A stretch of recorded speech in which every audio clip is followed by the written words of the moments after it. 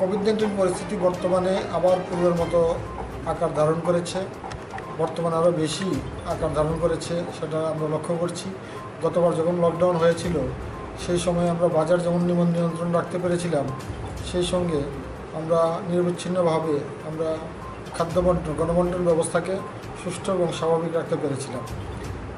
এবারও আমরা মুখ্যমন্ত্রীর সাথে আমার কথা হয়েছে, বিশাল একটা টাস্ক ফোর্স আমরা গঠন করেছি সদর এসডিএম, ফুড ডিপার্টমেন্ট এবং লিগ্যাল মেট্রোলজিকে নিয়ে এবং বাজারগুলিকে নিয়ন্ত্রণ করার জন্য সেটা আমরা করেছি, যাতে দ্রব্যমূল্য কোনোমতেই বৃদ্ধি না পায়। তো সেই ব্যাপারে আমরা প্রতিনিয়ত বাজারগুলিতে রেড করা হচ্ছে। সেই সঙ্গে আমরা বর্তমানে আমাদের হাতে পর্যাপ্ত পরিমাণে খাদ্যের মজুত রয়েছে। বিশেষ করে চাল, যেটা না হলেই না হয়, 97 দিনের 3 মাসেরও অধিক চাল আমাদের হাতে মজুত রয়েছে। এফসিআই এবং আমাদের মধ্যে যে গোডাউনগুলি রয়েছে তার মধ্যে 97 দিনের চাল মজুত রয়েছে।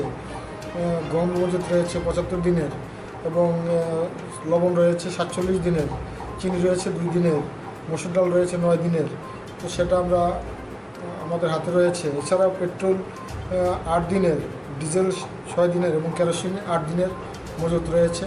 এবং তা নিয়ে কোনো আতঙ্কিত হওয়ার কারণ নেই। রাজ্যবাসীর কাছে আমি বার্তা দিতে চাই যে আমাদের কাছে পর্যাপ্ত পরিমাণে খাদ্য মজুত রয়েছে, খাদ্য নিয়ে কোনো চিন্তার কোনো কারণ নেই।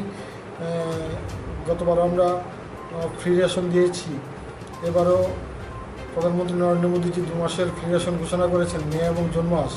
সেটাও প্রতি মাথাপিছু 5 কেজি চাল বা যারা গম নিতে ইচ্ছুক গম নিতে পারবে। এতে আমাদের কাছে খাদ্য পর্যাপ্ত পরিমাণে মজুত রয়েছে, আরও খাদ্য আসছে। তো সেই জন্য চিন্তার কোনো কারণ নেই, আতঙ্কিত হওয়ার কারণ নেই। আমরা গণবন্টন ব্যবস্থাকে স্বাভাবিক রাখতে পারবো এবং পেট্রোল, ডিজেল, কেরোসিন এগুলির সরবরাহ আমরা স্বাভাবিক রাখতে পারবো।